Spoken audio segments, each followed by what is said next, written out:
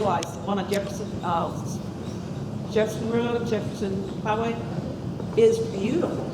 I mean, I walked in there and I was like, this is one of our parks. This is really cool. And it is better to rent out. So if you plan to do that for your parties for the holidays, think about it. Instead of going to one of the other places. If you can give it a welcome, and I'm going to turn this over. Joey, ready? Yep, I'm ready. Hello, I'm Joey Furr. I think I've seen some familiar faces in the room, which is good. And I'm the landscape architecture, the architect lead on the project. We're doing the master plan update for Perkins Park. Got a few people here with part of our team. Matt Wilkes is my partner in crime at JFPS. Randy Alvarez is our recreational consultant for programming and as well as maintenance, that type of stuff.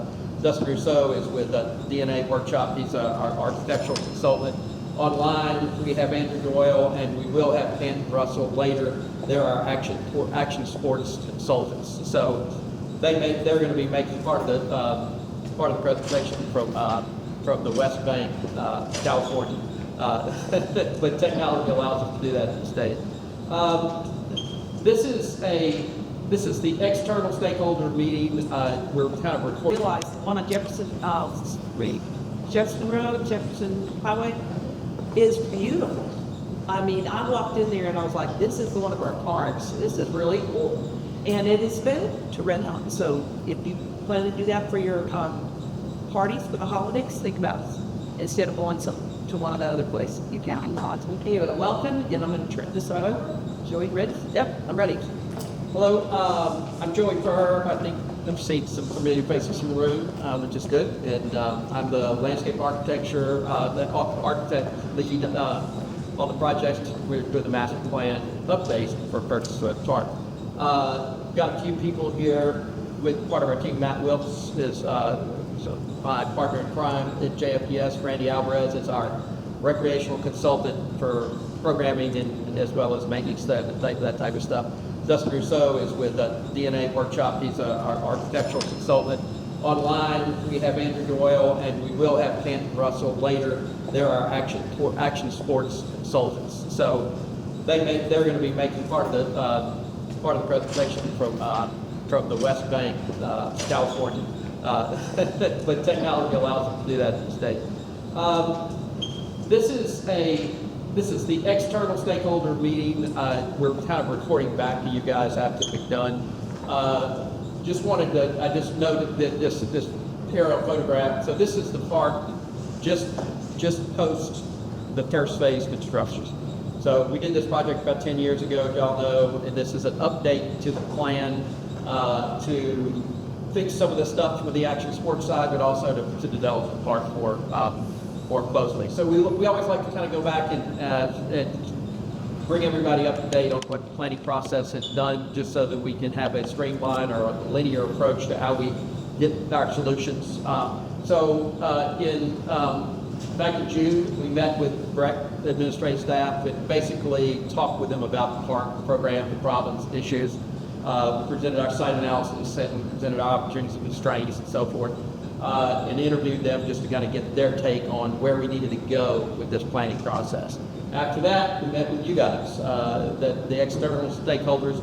At that time, we broke it into three groups. We had the action sports group, we had the passive users, and we had the ancillary neighborhood association groups. And we broke it down into the different groups so we can get input from the people who use the park the most or represent people that use the park or nearby. So again, if you were there, you realize that we presented the goals for the project that we'd established, and they had been slightly modified from the first. We presented the site analysis, the opportunities and grace.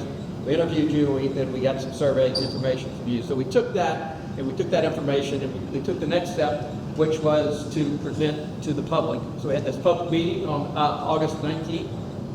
We had nice attendance. A lot of you were there. There were some other just more general public people there. There were actually some people from Breck, or former users and so forth from Breck that were at the project. And what we presented there, I think, kind of got misreported in the newspaper. We weren't presenting solutions. We were presenting ideas to get feedback, okay? So we successfully got your feedback at that meeting, and we presented, the same things, the project goal, site analysis, stuff. When we got your feedback, we also started a surveying process, both at the meeting as well as an online survey, which gave us more data to kind of generally determine the direction that the park should go. So our ideas were presenting things to make people respond to, and we got some responses.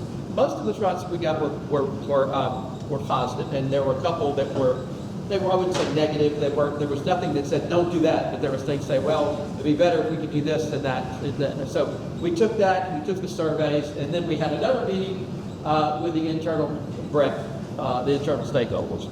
At this meeting, we presented our project goals again, these had been finalized at this time.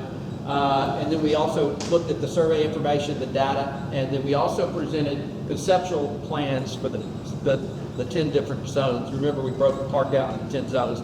So we did multiple layouts. So at this point, we are starting to say, we'll put, a walking path here, and we'll put an amphitheater here, and we'll put a pickleball court here, those types of things. But there are different ways to approach it, 6 pickleball courts or 12 or whatever.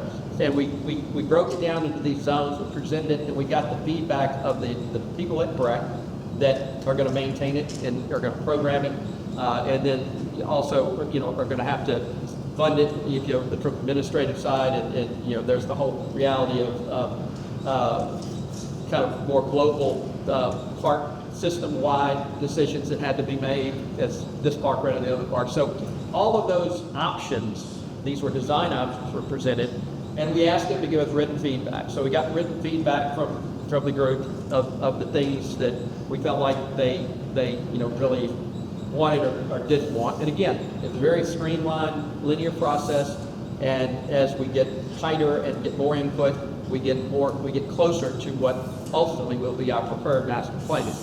So we developed this preliminary master plan that we're going to look at today. And it is not the final plan, but we feel like it's pretty close, okay? And so this is kind of an informational meeting to let you guys know, where we are, what the directions that we've listened, and then we put our professional expertise into it, concerning site and other things, and we've listened to the administrative side of FRAC in terms of the more system-wide thing. So this is the plan that we think is close to being, or it's going to be, kind of the preferred plan. But it's not completely worked out yet, and we haven't worked it out in 3 dimensions, and we haven't done all the special drawings and everything. But before we start doing those drawings, we want to make sure that we have a good plan. So we've presented that we developed that, and then we've edited it with direct planning and engineering. They're kind of our flow through, or our clearinghouse to make sure we're doing it right. And then now we've come up with the plan today, and we're going to present to you guys. So we're glad you're here. You will have an opportunity to ask questions, make comments at the end of the project, or at the end of the presentation today. But just want to bring you up to date as to where we are. So we're going to talk about the project goals, we're going to talk about this preliminary conceptual plan, and then we're going to ask for your feedback at the end of it. So the project goals, I'm going to go through this again. We've seen this, that these are established goals, so everything we do, we want to try and make everything we do should answer one of these goals or multiple. So the first is to embrace the role of community park in the greater BREC park system by establishing connections to the community through vehicular, bike, and pedestrian access, as well as facilities for a wide range of community events and non-programmed recreation. Number 2 is to improve and expand walk-up recreation offerings at the park to lessen dependence on BREC staff and program support of recreational activities at the park. Bolster action sports element of the park by updating and expanding the action sports facility to address the new trends in action sports. This is the action sports, or the extreme sports park. So we don't want to go away from that identity, and there's things that need to be done to enhance that, improve that, and expand those opportunities. So we want to make sure we take care of that.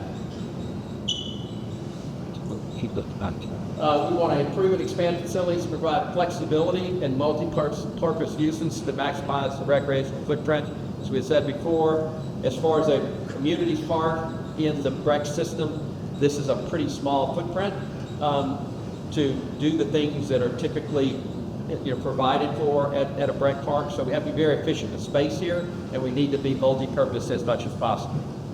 So that's a goal. And then we also want to always improve life safety and access throughout peak and off-time uses.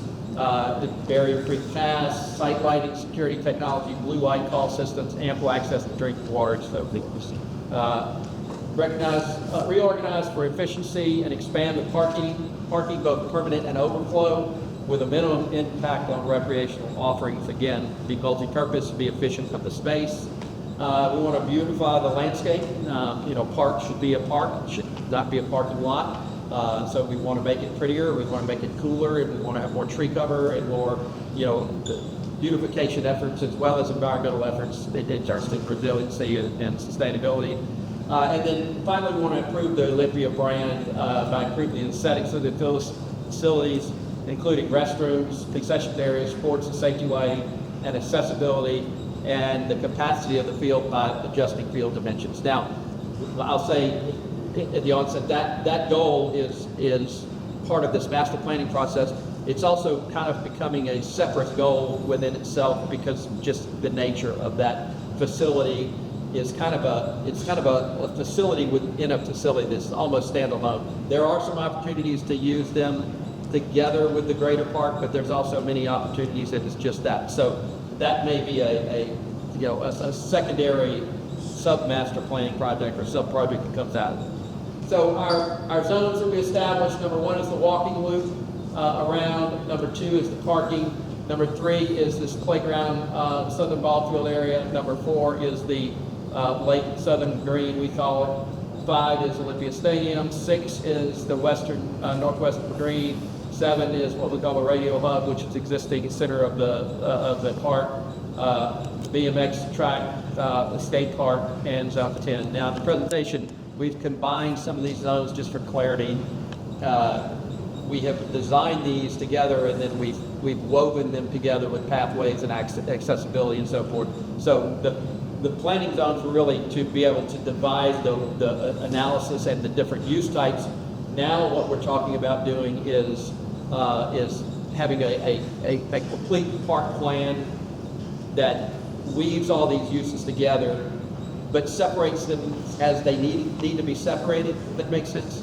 So we're not approaching it from we're doing this here, we're doing all of these things in the park. So that's why we have done it. So we will start with zone 1 because the improvements we've made on the loop, we've made some changes. There was no access for the bike loop along here, but there is an existing bike path that is share lane, sharrows on the roadway. So we're proposing to tie that into here and make the loop here, as well as utilize the existing path here. And then in some areas where we have 12-foot paths, we're going to do striping to separate pedestrian and bike pathways when we've got enough paving. And then there are some areas where we don't have enough paving that we are either adding, additional pedestrian paving or sometimes adding paving to that.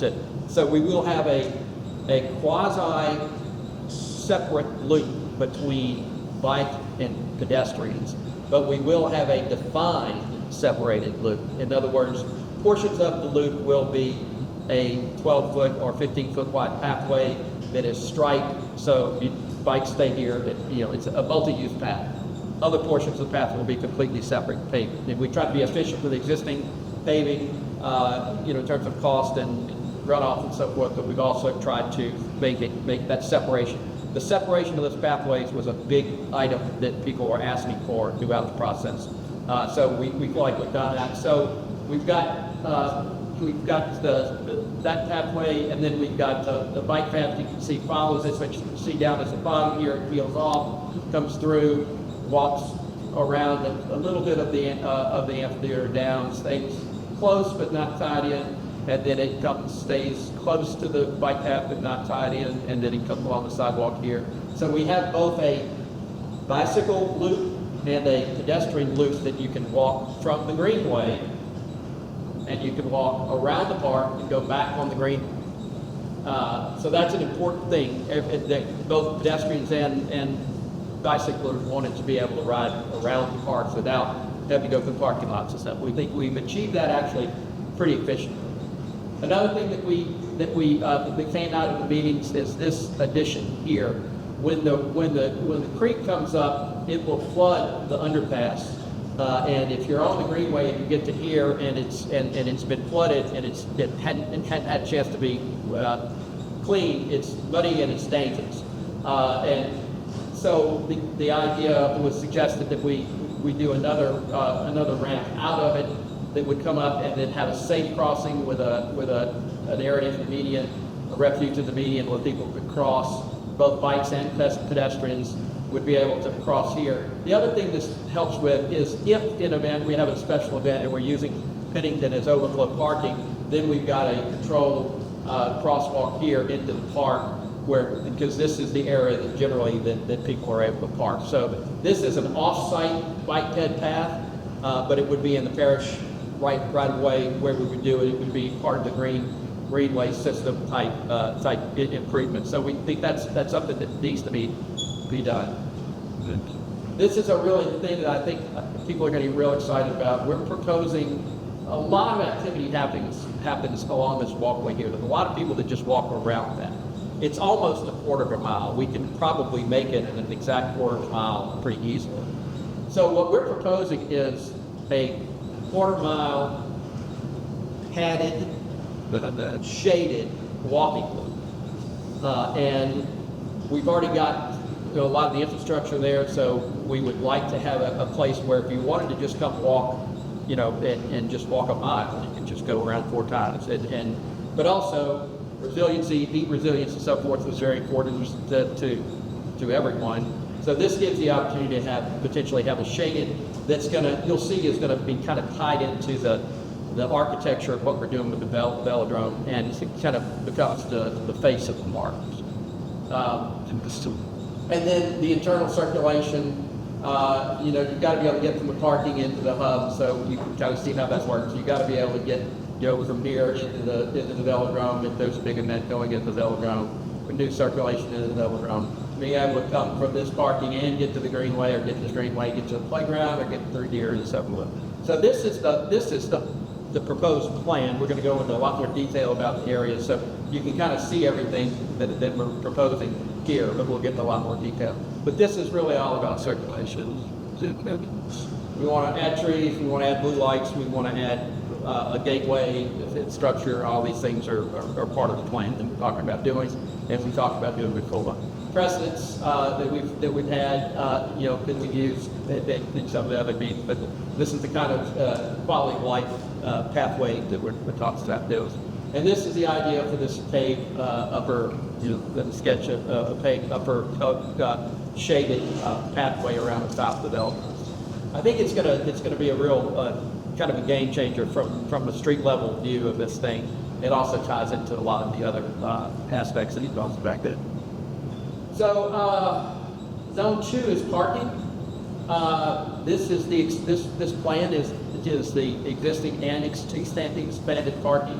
So we propose adding parking here and here by bringing the end of the football field. There's a lot of wasted space in these fields, so we're adding parking on both ends by reducing the end zones. We still have 50 feet there, which is twice as much as you need, and we feel like that's plenty for what we've had. We also added some parking here, and picked up a little bit here, and we're proposing overflow parking by doing reinforced turf in these ball fields slash open space play areas in that area. I think the improvement of the parking works very well because we lose nothing from a recreation standpoint here, except some very old past prime water oaks and a few dead ligustrum on both ends. And we'll have to replace the fencing around the field that needs to be replaced anyway from a visual standpoint we talked about. So this is a win-win-win here to add that. It gives us the big distribution of extra parks. This adds parking, which we're going to need when we develop this, and also a lot of the activity is here. The overflow parking is great because it works when you have a game that's a big game. You have a lot of cars that you need, but then you would use weekly, as green recreation, as well if you have a big event, in the velodrome, that you would have overflow parking there. And then we talked about potentially the access of other overflow parking using Pennington for a few events. We want to make it tree parking lots, not just paving everything. We want to make sure we have, bioswales and trees that clean the water up and take care of the water. Because all that water drains into our pond, which is now going to be a great resource, even a greater resource for the park. So we want to make sure the water quality is as good as possible. Precedence of the turf parking, this tells you rec at Alabama game. I think we won that year. That was a different coach. Two coaches ago now, I think. But bioswales and the way we treat, potentially do some green infrastructure. Parking summary, existing, we had a total of 433. We're proposing 149 additional paved spaces, which will give us 582. And then we have the potential, we may not realize 349, but we have the potential to realize 349 overflow parking spaces if we were to strike this field and make it, make it as efficient as possible. So zones 3, 4, and 5, we'll talk about them all at the same time. This is the playground family use area. The existing restroom, the potty on the hill, as we used to refer to it. We're proposing to do away with the structure, but not the infrastructure. The structure is it's substandard. It's only got 2 toilets per side, and it's we feel like we need a little more. We need some more units there. So we're proposing a residence pavilion under a bigger pavilion that will allow us to do more vertical transition so that it doesn't look as built up on just on a little hill. It'll integrate it more, and we can do some stuff with the grading in order to transition up and so forth. And then also has some shaded area here. This is a lawn area that would be great for birthday parties and putting inflatables or other type birthday party games that you might bring in, or a vendor might bring in, or setting up tents for a company picnic or whatever. But it'll be a nice kind of formalized area that will drain well and have electricity that we need for that. A splash pad a little bit lower, and then as we get lower, we want to do kind of a boardwalk here with play pods under the trees. We want to do as much play as we can in trees, under the trees. We already got established shade. We don't want to kill the trees by building up on them. So we're proposing kind of a walkway system of boardwalks, and the idea it'll be a thematic Louisiana swamp playground that will have kind of these decks and so forth up under the cypress trees. And then we'll utilize the area that's existing, try to utilize some of those existing pathways, but add more playground equipment. We just need more. We need better, and we need more diverse. We need more inclusive apparatus for kids to play on. We need passive play. We need active play. So that'll all get designed in detail once we get past the master plan. But the idea is to make this a destination playground, not Kenilworth's playground or Walden's playground, but a destination playground as a community park that people will be able to come to, and it'll have a big footprint so that it'll be able to handle a lot of children and a lot of families and so forth. And then in the summertime, you'll have the splash pad running, which will also service this pavilion here. Because we are expanding this pond, we feel like we will have a lot of fill mitigation that we will be able to use because we'll be digging. We also are proposing a larger pavilion here with another restroom. This pavilion is more oriented toward the ball fields. This side of it would be oriented for the playground as well, but the restroom. So we're adding restrooms here. We're adding restrooms here. More so. Smaller kids, more than likely, and older kids, companies that may be using the ball fields for softball leagues or company picnic or family gathering or whatever. In shade, in pavilion, and we'll have to work that grading in to make that work. The precedence, again, we want to have a family area. It's family oriented. We also want to have we don't want to just have some swing sets in surface. We want to have a design thematic destination playground. And then I'm going to go back because I went a little bit too far. sorry about that. You should talk about the lake area for that stresses. So our lake area, this is basically the existing lake. So we've added this part of the lake, which makes it longer. It gives us a lot of shoreline to be able to fish along and have habitat. It also gives us the ability to have various fishing piers, the ability to steer here. This would be a place where you could bring a kayak or a canoe and be able to walk it not too far from here. It's not a launch, but it's a put in, what we call it. Maybe a sandy beach along the edge, some sand in here where we'll put a couple of sand volleyball nets, not really sand volleyball courts. And then have the walkway all the way around the pool, and then it goes along this edge, and so you've got a nice loop around the pool, and you've kind of got an inner fishing loop that would be in some of these areas, off these fishing piers. So we feel like adding this will make a big impact. There'll be more water surface. We can have some deeper areas, so we can have better fisheries, and it'll also be a nice, cool, planted pond, lake that people can establish. We have reoriented the ball fields. They did have a backstop here and a backstop here and a backstop here. So this is way more efficient. This gives us 3 240 or 216 foot ball fields, which is what Brett has asked for, with fencing, whether they're all skin or whatever had been determined yet, but we're showing this way. And puts the center pavilion, a center pavilion here with a little plaza, so that you could have, it's a higher level facility. It's not a tournament type facility necessarily, but it is a higher level than what's out there now. We'll redo the lights, we'll redo the grading, we'll redo the grassing, and these are new fields that'll be higher end, better for all the uses that they have. Determining how multi-purpose this outfield would be will be a decision that is finalized later. But we are providing, 3 ball fields, which that was one of the things that one feedback we got. We really need those 3 fields here. Which originally we didn't think, when we were coming in, but that's how we got adapted. But reoriented this way allows us to still have a kickball field here and still have 3 infields that are standalone infields with fixed fences. We feel like this is a good solution. It also makes the grading work. It also makes it more efficient to program, because you don't have one ball field way out here. All the lights that are existing are very much antiquated and very expensive to run. So those will be done away with and new lights on the field.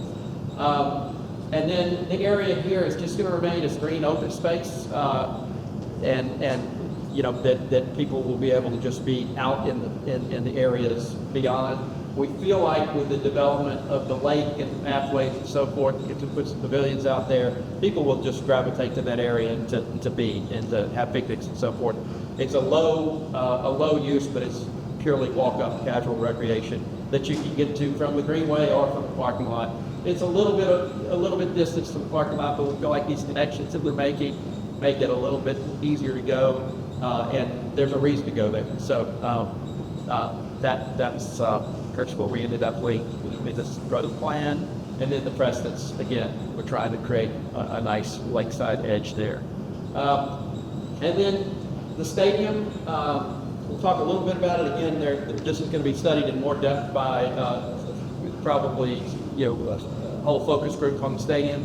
One of the things we feel like that it's underutilized from a different sports standpoint, because the width of the field, the playable part of the field is only football field size width.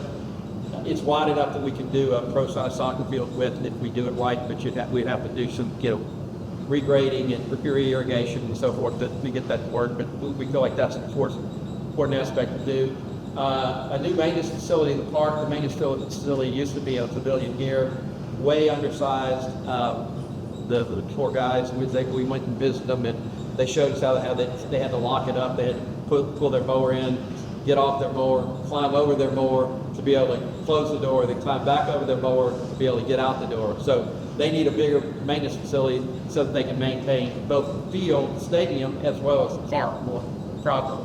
So we feel like this is a good spot for it, because they'll be able to get into the stadium, in and out of the stadium here, but they'll also be able to get in and out of the park. And this is where the main dumpsters for the park would be as well. So those are not the fun things to talk about, but they're the necessary things to talk about. It's centrally located, and so we can feel like it's a good spot for it. Also, providing emergency vehicle access to the park. We're just going to have a lane there that's closed and used for games when the fire truck or the ambulance needs to be parked there. So we're not taking any parking spaces for that, and there's good safe access as well. And then potentially expanding the stadium. We're just looking at this as part of our plan. There's no real seat count in the stadium because there aren't actually planks and painted seats. But we think there's about 4,400, 4,500 seats, in the stadium. We think we can add another 4,000 by adding these four corners into bleachers. And it's a rough study of space. This is really what this is, a spatial study of what can be done there at the stadium. You've got these corners that have unutilized space that are not really of value to the walk-up or the regular, we'll call it regular recreation. So we feel like those should be support buildings of some kind, whether they're locker rooms. If you expand the stadium, you'll probably need more restrooms. You will need more restrooms for that number of people. It also could be additional entrances. It also could be storage for other types of things. So that's a program issue that'll have to be discussed later. But you do have some space there that's available for that. That's within that kind of area. And then there's also some potential for recreation under the stadium that would be day to day. Maybe taking and doing some CrossFit or some recreation stuff off the path, the walking path, that people could come in the shade and be able to exercise in some fixed equipment that wouldn't impact the use of the stadium. It could be open, during the week and closed with the gates and all of that kind of stuff. It's a big shaded area that we might be able to utilize for something other than just having a big shaded area. Nothing going on there. All right, so zone 6 and 7. Zone 6 is the area up here. We'll start with that. So we went through various options, and it's finally kind of decided that this is where the pickleball center is going to be. So what we're proposing is the Perkins Road Park Pickleball Center, which will be 6 covered courts, and this will be kind of the area of the controlled access. But these 6 courts have to be covered because they're oriented east-west, and if they're not covered, you can't have them east-west, and it's bad orientation. The other 9 courts potentially could be covered, and they could be open either way. But those 9 courts, there's 3 will fit there. We could easily put covers over those, put covers over 2 of the banks or one of the banks. However, that happens, or those decisions get made, but there is some value to having some courts not covered, because sometimes, like a day like today, you'd rather be playing outside. People would rather be playing outside. So, but those are decisions that get made when we do the actual plans, that we'll make a more detailed, informed decision about that at that time. But we do know that we need some covered, and so those 6 will be covered. And the access that would control that would be in the existing recreation center here. There would have to be some provisions made for staffing in a place for people to come, because this would be like the Pilot Road Park Tennis Center, where you would check in and pay $2 or whatever to be able to play. So it would not necessarily, but this would be the south, the southern pickleball center, like the one at Greenwood, but this would be one here, rather than trying to fit it in at the Highland Tennis Center. This would be the main pickleball center. So that's the direction that we're moving here. And ancillary to it, or adjacent to it, is this family gathering area, where we would have pavilions and fire pits and bocce and cornhole and Jenga, and just a place to be able to, if you're coming to play pickleball and or you're having a pickleball tournament, you have this place for people to gather, and place to program the tournament from and so forth. And we feel like this is a very underutilized corner. We'll do some planting here to do some separation. As we talked about, the pickleball will be secured, where you'll have to go through the office to get your court. And then we're also providing these two tennis courts here. We're moving the old tennis courts. They're in a bad state of repair. So if we're going to rebuild them, we feel like they fit better here. So it allows us to do pickleball more consolidated, but we're not taking the tennis away. We're just building new, building a couple of courts for the tennis. So that's the proposal. The bike path comes right on the edge. The walking path goes right through.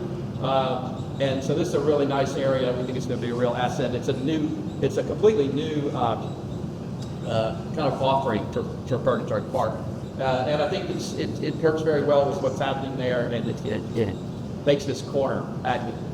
One of the big things about the pickleball center, we'll say, is that pickleball is very noisy, and there are no neighbors. Okay, this is a perfect corner for it because there are no neighborhoods anywhere near this. It's a noisy corner already, so that works very well from the system standpoint.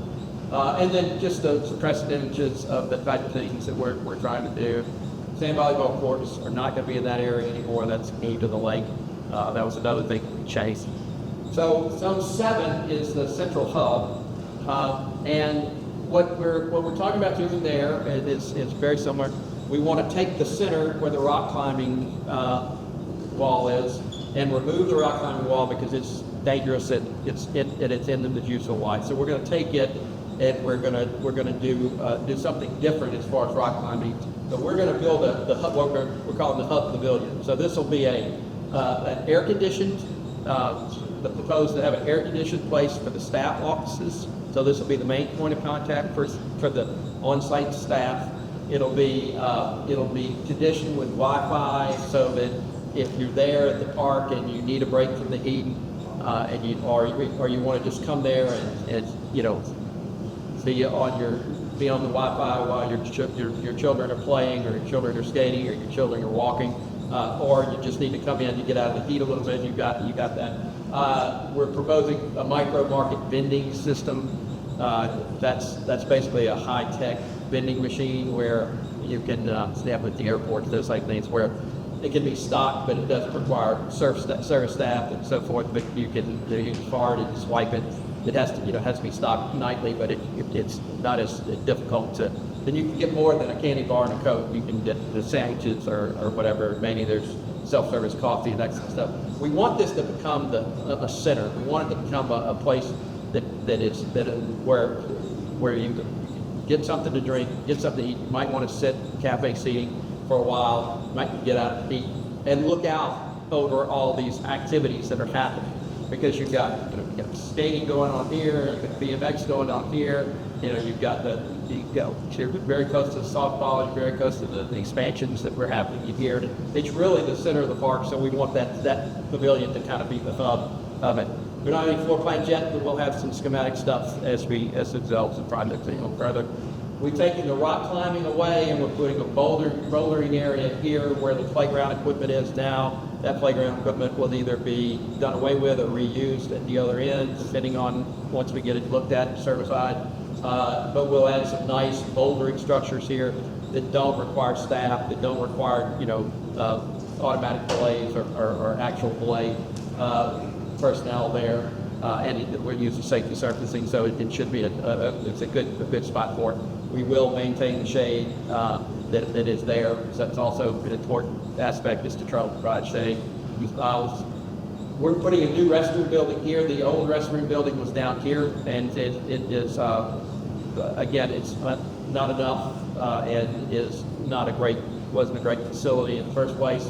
We also took the old office from here, putting that here. We made room in this area for the pump track. And that's so this will be a new restroom pavilion that'll be off the center. That'll also be closer to some of the other parks. So with the two restrooms we're adding at that end, and it's new restroom, and then you've got some restroom facilities up here. We're starting to spread this around the park a lot better, and we feel like that's an improvement and it's something that you will ask for. And then this kind of quadrant right here, one of the things we're trying to do is activate the whole circle, because before we just kind of had two sides of it. So the idea of the ability to put a coffee shack there that might have a drive-through, but certainly a place where food trucks could pull in and have what they need to be able to do it. Then there's already the seating area here, which will renew the trees and make a nice area to sit under the lava over these trees, and then you've got the machines here that exist. And then the idea here is on this quadrant is to make expand the existing skate park in there and make a beginner skate park that is much lower impact, lower, kind of a learn to skate spot on the outside edge. And that we'll talk more about the details of that in a minute when we get to the skate park classes.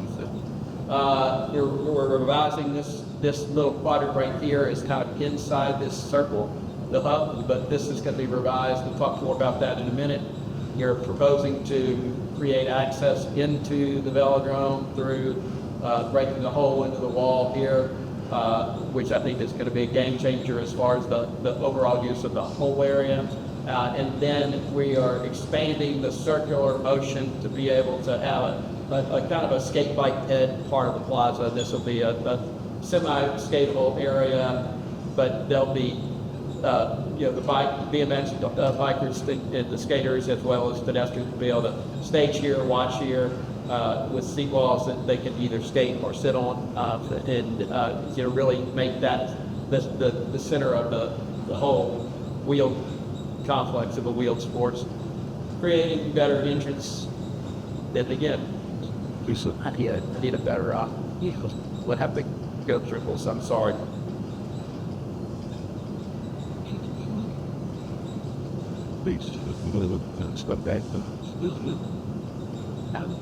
All right.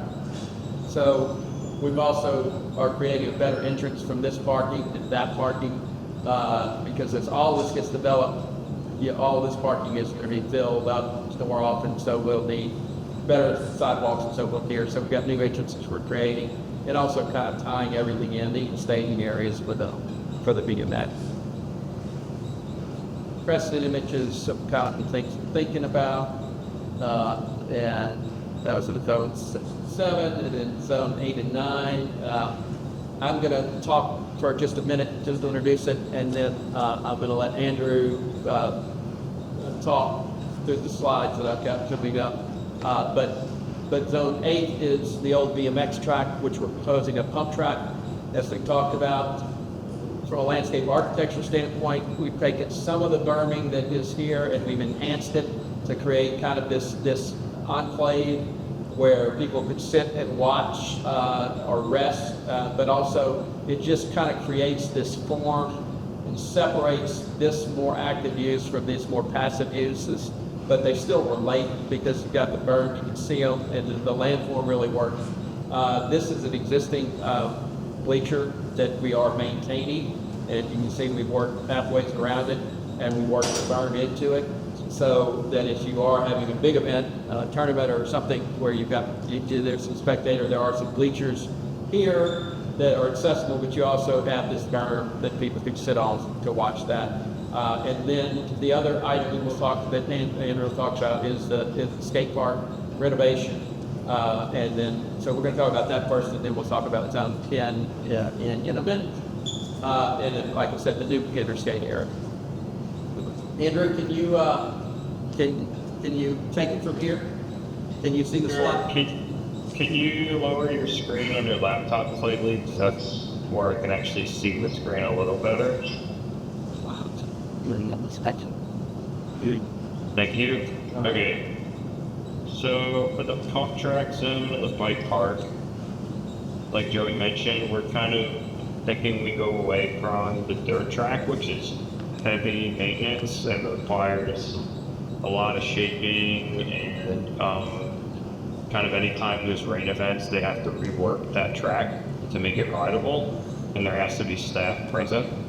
So the thought is to minimize that maintenance requirement by transitioning to a more hardscape and concrete focused BMX track and up track system. So this kind of shows how we could achieve that with a series of different loops and trails that cater to different user types and skill levels. So kind of at the bottom with number 4, the jump lanes, those are kind of more focused towards BMX riders with bigger spacing between rollers and berms and longer jumps on boxes and things. So the scale of everything is kind of oriented towards like a bike with a longer wheelbase and something like a scooter or skateboard might have. And then zones 1, 2, and 3 are kind of more hybrid, particularly 1 and 2. So number 1 is like a beginner loop, which is like a very entry-level, kid-friendly type of pump tracks loop that would just allow them to kind of like learn how to ride whatever it is they're riding, whether it's a starter bike or a scooter or a skateboard or rollerblades. The second thing, number 2, would be a more kind of dynamic and advanced, I guess, for lack of a better word, pump track. That would also just be kind of an all-wheel facility, but maybe once you get a little bit more comfortable on the beginner loop, you start taking some loops around the second one, and it's going to have like a little bit more complexity in terms of the rollers and how you have to navigate different turns. Maybe it's a little bit more high speed and had some jumps programmed into it that are scaled appropriate for all wheels. And then number 3, the obstacle course is kind of a hybrid, but definitely also more focused towards BMX riding, where there could be tabletop jumps and little sections, or even like wood depth features that are integrated in and have kind of like a mountain bike feel to them.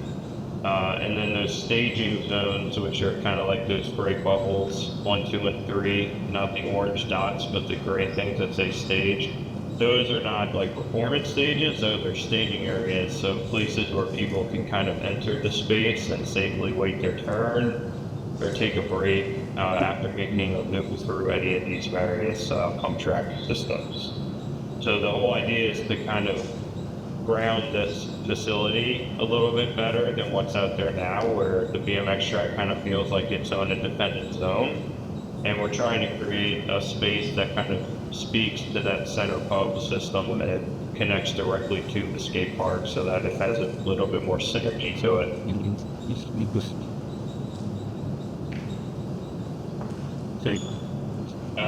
So it looks like that is the renovations, right? Is this the existing conditions? Yes, yes. Okay.